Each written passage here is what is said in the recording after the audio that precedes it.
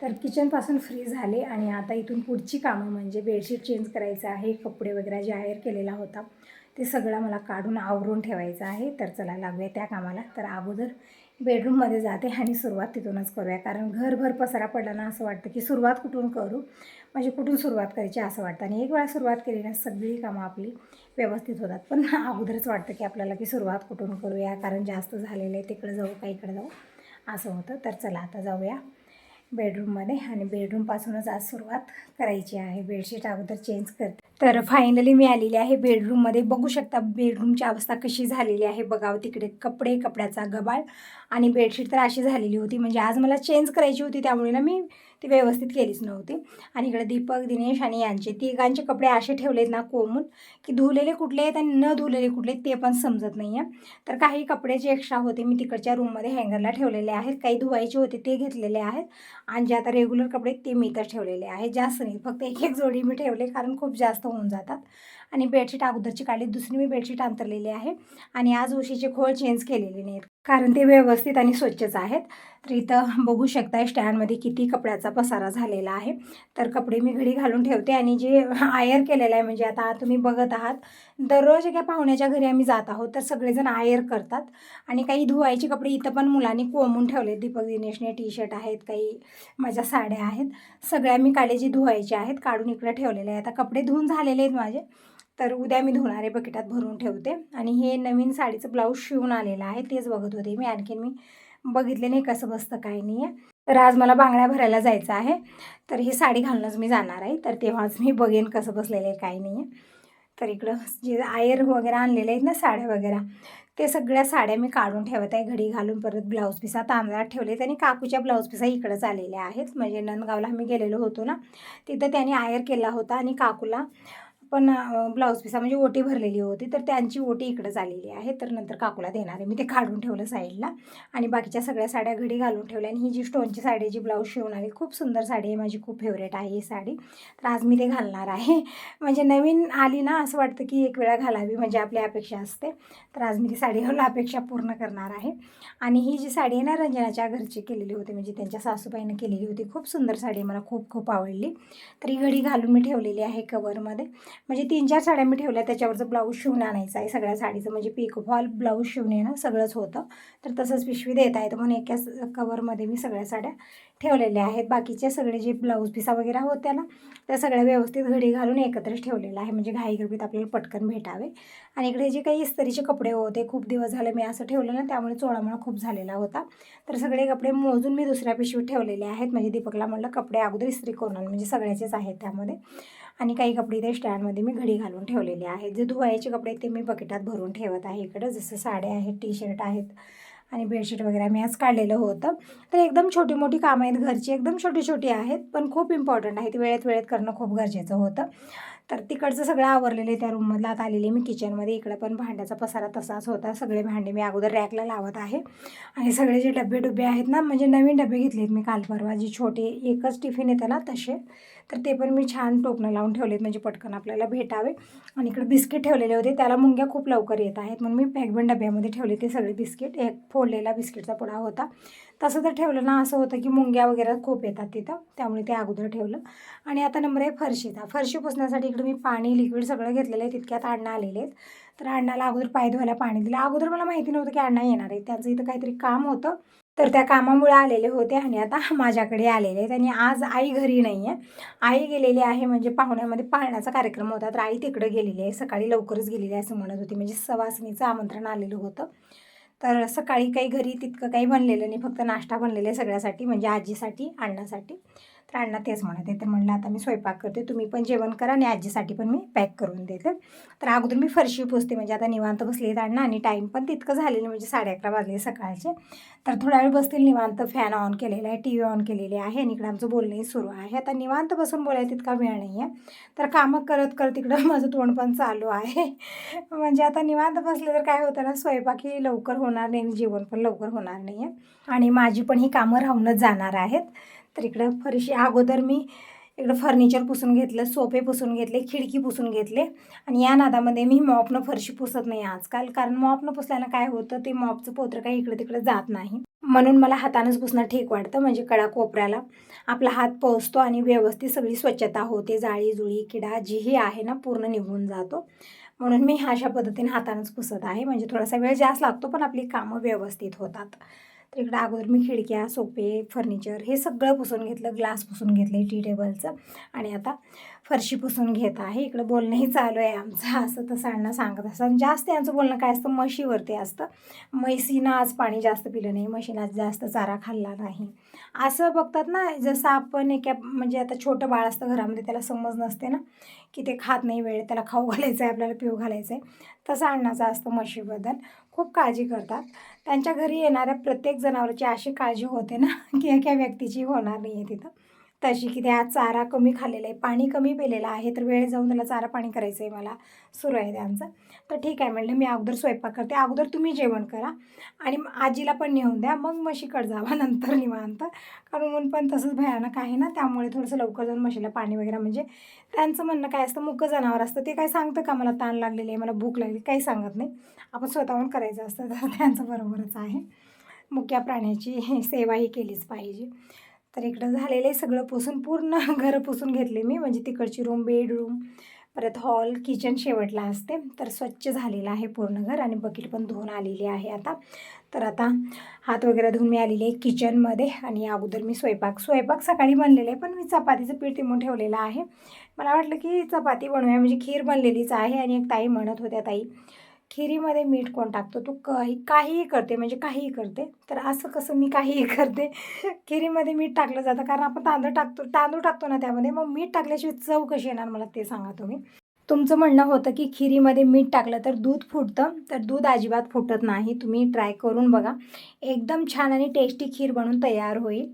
फक्त मीठ आपल्याला चुटकीभर टाकायचं आहे, चुटकी जितकं येतं तितकं, फक्त चव वाढवण्याचं काम करतं ते. खूप छान टेस्टी खीर बनते, नाहीतरी बेचव होते खीर, त्यामुळे मी टाकत असते. आता ज्याची त्याची चॉईस आहे, कुणाला आवडतं कुणाला आवडत नाही, पण मी टाकत असते. आणि जे तुम्ही म्हणता ना की दूध वगैरे फुटतं, तर काही होत नाही, मीठ टाकून बघा तुम्ही, अजिबात दूध फुटत नाही. मी प्रत्येक वेळी खीर बनवते आणि शेअर पण करते, पण कधी दूध वगैरे फुटलेलं नाही आहे. तर आज बघू शकता इकडं, आज दह्याचं पाकीट बाहेरून आलेलं आहे, इतकं दूध येत असतं, कारण का गरमीमुळे काल दूध खराब झालेलं आहे. तर दही नव्हतं. आणि अण्णाचं जेवण कसं आहे, बिना ताकाचं जेवण होत नाही त्यांना. त्यांचं जेवण एकदम साधं सिंपल आहे. गरमागरम ज्वारीची भाकर, ठेचा असला तरी पण चालतो, भाजी असली तरी पण चालते, तितकं त्याचं काही हे नाही. पण ताक हे लागणारच लागणार, बिना ताकाचं जेवण होत नाही. म्हणून इकडं आज मी बाहेरूनच दही मागवलेलं आहे, अर्धा लिटरचं पॉकेट आणलेलं आहे दीपकनं, आणि इकडं बाकीचं दही प्यायला घेतलं. छान लागते दही म्हणजे सपक छान असतं. इकडं सगळंच दही एका भांड्यात काढलं आणि थंड पाणी टाकलेलं आहे, आणि रवीनं हलवायला सांगितले दीपकला, म्हणजे ताक बनव आणि अण्णाला अगोदर जेवायला वाढूया, कारण आल्यापासून बोलणं सुरू आहे आमचं. फक्त पाणी दिलं होतं पिण्यासाठी, आणि चहा वगैरे मी काही बनवला नाही, कारण गरमी तशीच आहे आणि चहा पिल्याने जेवण पण जात नाही. म्हणून म्हणलं चहा वगैरे काही नको, मी भाकरी बनवते गरमागरम, तुम्ही जेवण करा. आणि चपातीचं पीठ मळून ठेवलेले, चपात्या बनवायचे आहेत खिरीसोबत. म्हणजे आज मस्त जेवण थाळी बनलेली आहे. आमचा गुरुवारचा उपवास आहे, पण बाकींच्यासाठी सगळ्यांसाठी मी हे बनवलेलं आहे. तर इकडं दीपक आलेलं आहे किचनमध्ये, ताक बनवला अगोदर, आणि आता हे म्हणलं मी आणणारं जेवायला वाढ संग, कारण मी भाकरी बनवत होते.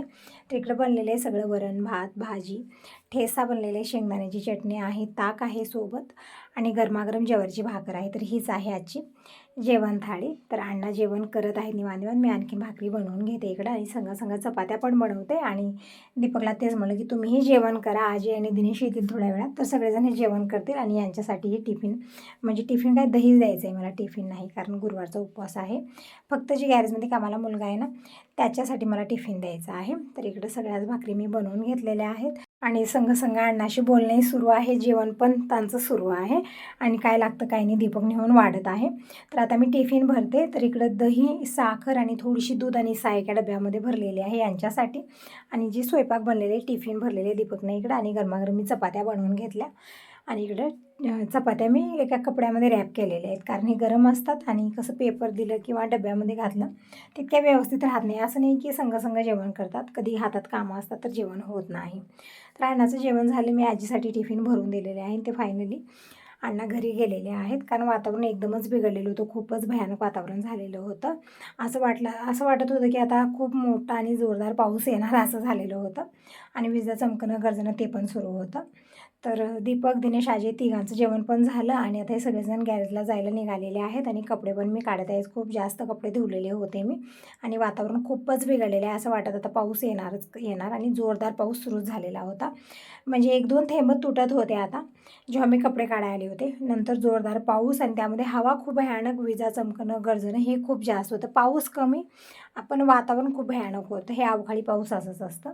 ते तिघंजण जात आहेत. मी म्हटलं पाऊस येत आहे ना, तर आता जाऊ नका, पण ऐकत नाही. म्हणतात मम्मी घरी करमत नाही आम्हाला, तर ठीक आहे म्हटलं जावा. इकडं वातावरण तुम्हाला दाखवत आहे. खूपच भयानक वातावरण झालेलं होतं थोडा वेळ आणि पाऊस पण आला. आता पाऊस थांबलेला आहे आणि जसं मी तुम्हाला म्हटलं की आज मला बांगड्या भरायला जायचं आहे. तर बघू शकता ही साडी मी घातलेली आहे. ही साडी ना मला खूप खूप आवडली आणि याचं ब्लाऊज पण खूपच छान त्या ताईने शिवून दिलेला आहे. खूप छान बसलेला आहे. तर झालेलं आहे, तर साडी वगैरे घालून मी रेडी झालेली आहे आणि ह्या डब्यामध्ये काही मेकअपचं सामान मी ठेवलेलं होतं तेच काढून घेतलं. तर झालेली आहे मी रेडी जाण्यासाठी. टाईम सांगितलं तर इव्हनिंगचे 5:30 पावणे 6 वाजलेले आहेत. बघू शकता ऊन छान आहे. असं वाटतं आहे की आता तरी दुपार झालेली आहे, पण इव्हनिंगचे 6 वाजलेत. घरी येता खूप लेट मला झालं होतं, 7 वाजलेले होते आणि आज गुरुवार स्वयंपाक वगैरे थोडंसं किचनमध्ये आज जास्त कामं असतात आणि इकडं आहेर पण घेतलेलं आहे, म्हणजे साडी घेतलेली आहे मी त्या ताईंना करण्यासाठी. लग्ना दिवशी खूप गोंधळ असतो, त्यामुळे आजच मी करून आलेली आहे साडी आणि बांगड्या पण भरून आले. तर बघू शकता खूप जास्त बांगड्या त्यांनी भरले आहेत. मी म्हणत होते थोड्याशा घाला, पण नाही, खूप जास्त हात भरून बांगड्या भरलेल्या आहेत त्याने. तर अगोदर मी बांगड्या काढलेल्या आहेत हातामधल्या, कारण बांगड्या घालून घरची कामं होणार नाही आहेत ते. कारण आपल्याला सवय झालेली आहे ना की आपण एक एक गोट वगैरे असं घालतो. ते काचेच्या खूप साऱ्या बांगड्या घातल्यानं काय होतं, भाकर वगैरे करायला येत नाही व्यवस्थित. म्हणून मी बांगड्या सगळ्या काढून ठेवल्या आणि ज्या अगोदरच्या होत्या माझ्या तेच घातलेल्या आहेत. आणि इकडं बघू शकता आमच्या राजकुमारची बॅग जी आहे ना ती तुटलेली आहे.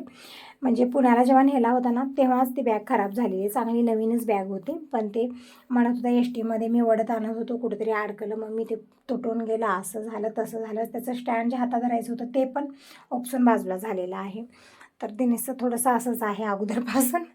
तर म्हटलं त्याला रिपेअर करू ना, नेलेला होता पण ते काही रिपेअर झालेलं नाही आहे. तर असू दे, मला आपण नवीन बॅग घेऊया. आता बिदरला जाणार आहे मी 2-3 दिवसामध्ये, तर तिथूनच मी दिनेशसाठी बॅग घेऊन येते, कारण बिना बॅगेचं जमणार नाही आहे. तुम्ही विचारत होता ताई दिनेश कधी जाणार आहे, तर दिनेश जाणार आहे आता. दीपक, दिनेश सगळेजण एकत्र जातील, म्हणजे जसं घर भरलं ना तसंच रिकामं पण होणार आहे. म्हणजे जसं एका पाठोपाठ आलेले होते सगळेजण, आता एका पाठोपाठ सगळेजण जाणार पण आहेत. परत जे अगोदरचा रुटीन होता तसाच माझा रुटीन होणार आहे. तर असो, कालचा दिवस असा गेला. हा दुसरा दिवस आहे. सगळ्यांना गुड मॉर्निंग, श्री स्वामी समर्थ. आता टाईम सांगितलं तर सकाळचे 6-6:30 वाजलेले आहेत. सगळ्यांसाठी चहा बनलेला आहे, चहा घेऊन गेलेले आहेत आणि मी इकडं जे काल बेडशीट काढून ठेवलेले होते, परत दिनेश जे सोबत नेलेला होता एक बेडशीट, ते पण धुवायचं होतं. खूप जाड आहे ते, एकटीला धुताच येणार नाही. तर म्हटलं अगोदर सगळी भिजवून ठेवूया, कपडे थोडा वेळ भिजत राहतील, त्यानंतर सगळे कपडे बाहेर नेऊन धुवूया, कारण मशीनला वगैरे लावलं तर तितकं स्वच्छही निघणार नाहीत आणि मशीनला लावलं तर 2-3 वेळा तरी मला लावावं लागणार आहे, कारण एकत्र येणार नाही आहेत. आणखीन फक्त अर्धे कपडे मी घेतलेत, अर्धे कपडे तरी आणखीन धुवायला घेतलेले नाहीत, कारण दिनेशची माझी आंघोळ झालेली नाही. विचार केला की अगोदर हे कपडे सगळे धुवून टाकायचे आणि मग निवांत आंघोळ वगैरे करायची. तर इकडे स्वयंपाकी संघ बनत आहे, कारण टिफिन वेळेत लागतं. तुम्ही कपडे धुवा, भांडी घासा, तुम्हाला काय करायचं ते करा दिवसभर, पण वेळेत टिफिन लागतं अगोदर. म्हणून म्हटलं अगोदर स्वयंपाक बनवायचा. तर वरण भात बनलेला आहे आणि इकडं दूध पण गरम करून घेतलं, कारण गरमीचे दिवस आहेत ना, दूध राहतच नाहीत, खूप लवकर खराब होत आहे. दिवसातनं 2-3 वेळा तरी दूध गरम केल्यानंतरच ते दूध राहतं, नाहीतर दूध खूप लवकर खराब होत आहे. म्हणून मी इकडं दूध आल्यानंतर अगोदर गरम केलं आणि इकडं माझ्यासाठी बनत आहे दुधाचा चहा. आणि दिनेशला म्हटलं तू अगोदर जेवण कर, वरण भात बनलेलेच आहे. तो म्हणत होता की मम्मी अगोदर धुवून टाकूया ते जे बेडशीट वगैरे भिजवलेले आहेत.